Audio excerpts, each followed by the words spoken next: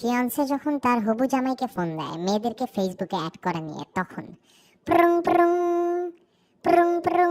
কি ব্যাপার, গত 7 দিনে তুমি 21টা মেয়ে অ্যাড করছো ফেসবুকে? হ্যাঁ, কাহিনী কি তোমার? খুব পাংখা গজাইতেছে না? কি কও কি কও এগুলা? কি বলি বুঝে না? এনগেজমেন্ট করছো আমার সাথে, আর 6-7 মাস পর বিয়ে, আর তোমার এত কিসের জ্বালা? এত মেয়েদের অ্যাড করতে হবে কেন? কুরকুরানি খুব তোমার না? এই তুমি চাইনিজ মোবাইলের মতন করতেছো কেন? হ্যাঁ, প্রেমের আগে তো মেড ইন জাপান ছিলা, নরম সরম। প্রেমের পর তো একদম চাইনিজ মোবাইলের মতন ডিস্টার্ব দিচ্ছ কেন এত? আর অ্যাড করলে কি হইছে? হ্যাঁ, তুমি জানো আমার বন্ধু রেজাও তো এনগেজমেন্ট করছে। তো কি হইছে? আমি কি রেজার ফিয়ান্সে নাকি? না, কিন্তু জানো ওর গার্লফ্রেন্ড ওরে এই ছাড়টা দিছে যে বিয়ের আগে যত ইচ্ছা মেয়েদের সাথে গপ্প করো, বাট বিয়ের পর না। কি সুন্দর চুক্তি ওদের। কি বললা? আমি কিছু জানি না, আমার এই চুক্তি চাই, আমারও এই স্বাধীনতা চাই।